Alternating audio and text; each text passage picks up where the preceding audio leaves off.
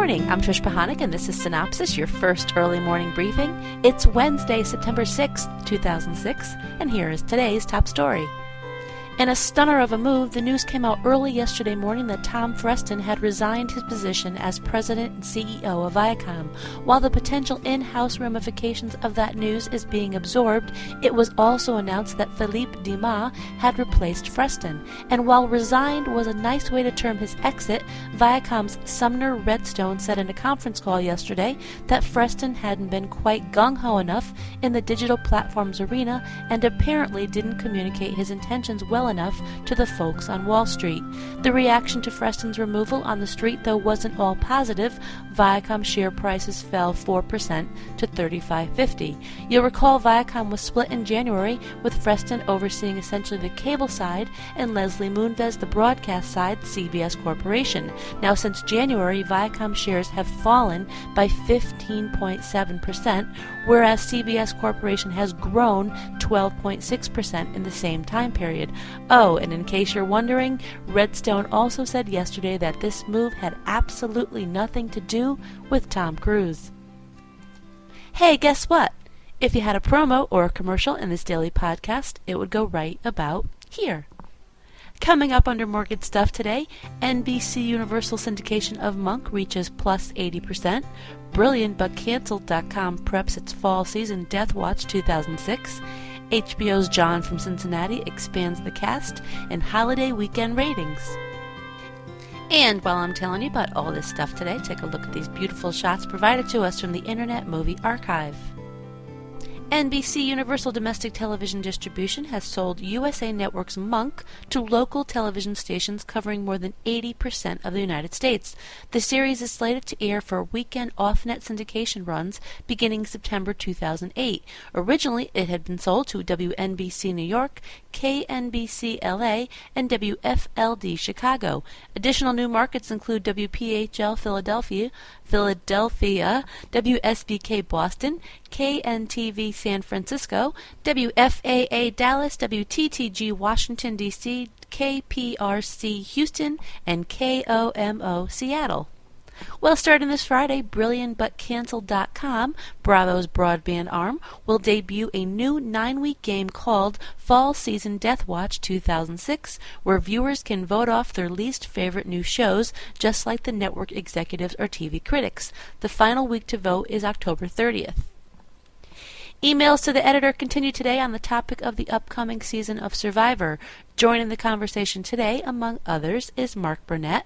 It's in your inbox, or if you're not a subscriber, click on Emails to the Editor on the homepage at Cynopsis.com.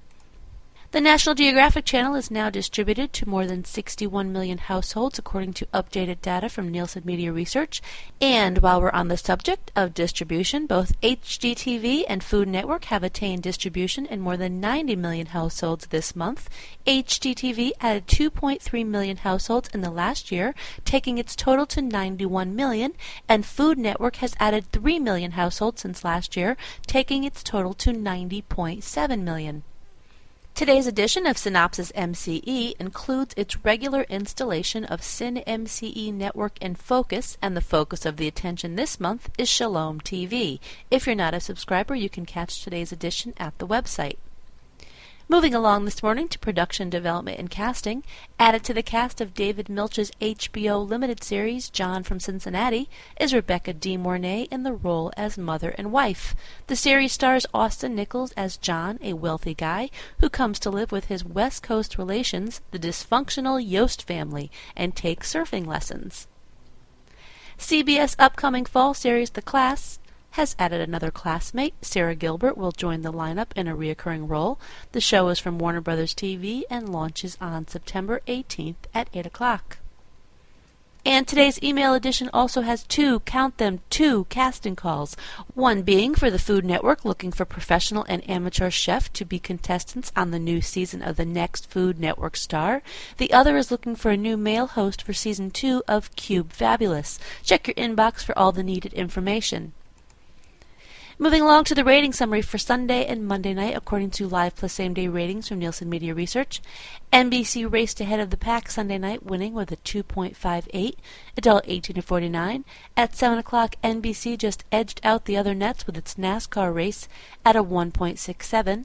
Then at 8 o'clock, CBS narrowly won with Big Brother at a 2.79, which was a tenth of a rating point in front of NBC's NASCAR at a 2.69.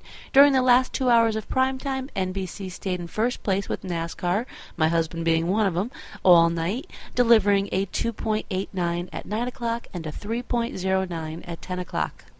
Now switching nights to Monday night, Fox came out on top with a 3.38 adult 18 to 49. At 8 o'clock, Fox escaped with a win with Prison Break at a 3.810. CBS took control at 9 o'clock with the repeat comedies of 2.5 Men and Old Christine, averaging a 2.97, and CBS stayed in first place during the 10 o'clock hour with an encore of CSI Miami delivering a 3.18. Today's trivia question: 35 right, 81 right, 64 left, 63 left, 29 left, 13 right, 16 left, 22 left would open the safe hidden behind a portrait of Uncle and Aunt Drip. On what show was this safe hidden? Well, that's it. Be sure to check your email for the full printed version of today's synopsis, with some new executive moves and more on ratings, a few new classified ads, and a few other bits and pieces that didn't make it into this podcast, and of course tonight's primetime broadcast lineup. The music in Cynopsis was composed and performed by Michael J. Whalen. For Cynthia Turner, who wrote and compiled Cynopsis in Connecticut, I'm Trish Pahanik.